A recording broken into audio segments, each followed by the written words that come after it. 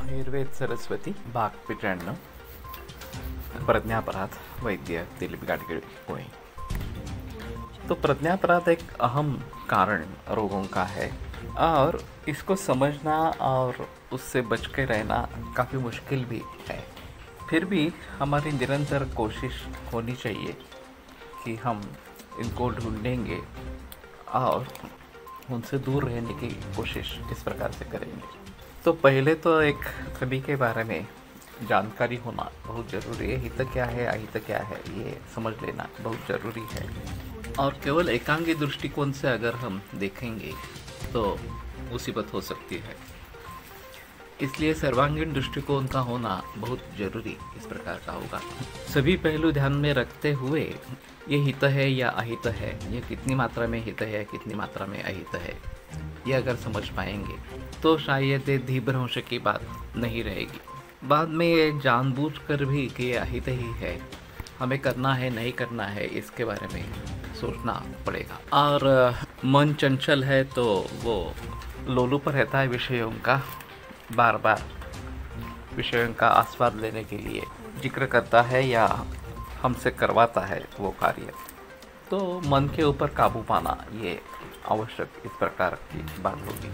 तो धृति अगर अच्छी है तो ही मन के ऊपर काबू पाएंगे। धृति भ्रंश है तो वो गलती कर बैठेंगे। और स्मृति भ्रंश जो है वो बार बार उसको अगर भूलते रहेंगे और वही भूल बार बार करते रहेंगे तो ये स्मृति भ्रंश इस प्रकार का कहा जाएगा।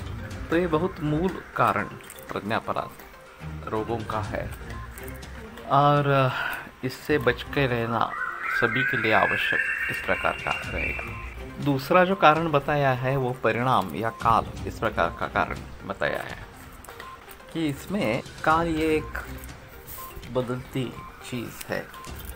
क्षणलव मुहूर्त वगैरह जो काल के औपाधिक भेद माने जाते हैं वो हमारे हाथ में नहीं है। वो तो चलता ही रहता है, काल आगे बढ़ता ही रहता है और उसके मुताबिक परिवर्तन आते रहते हैं इस प्रकार से। जैसे ये ऋतु आते रहते हैं कि ग्रीष्म ऋतु, फिर बाद में बरसात का ऋतु, फिर बाद में शरद ऋतु, फिर हेमंत शिशिर ऋतु, फिर वसंत ऋतु।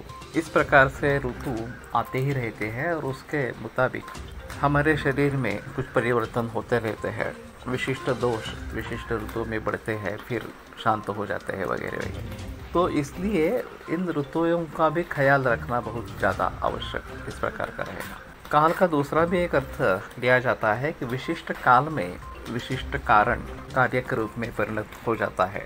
जो अधर्म की बात की जाती है कि अधर्म का कभी कभी तात्कालीन फल नहीं दिखता, लेकिन उस जन्म में या अगले जन्मों में भी वो परिणत होकर सामने खड़ा हो पाता है और फिर हमें पता ही नहीं लगता कि हमने ऐसा क्या किया था कि ये दुख मुझे भुगतना पड़ रहा है। मेरे पूरे जीवन में मैंने किसी प्रकार का अधर्म नहीं किया है, फिर भी ये बात क्यों आ रही है। तो इसका मतलब होता है कि इस जन्म में नहीं किया होगा तो भी पीछे वाले जन्म में कहीं किया होगा और काल दृष्टया ये अभी परिपक्व हो गया और फिर उसके जो परिणाम है वो मुझे भुगतने पड़े। तो ये काल भी एक कारण इस प्रकार का बताया जाता है। कल बताएंगे।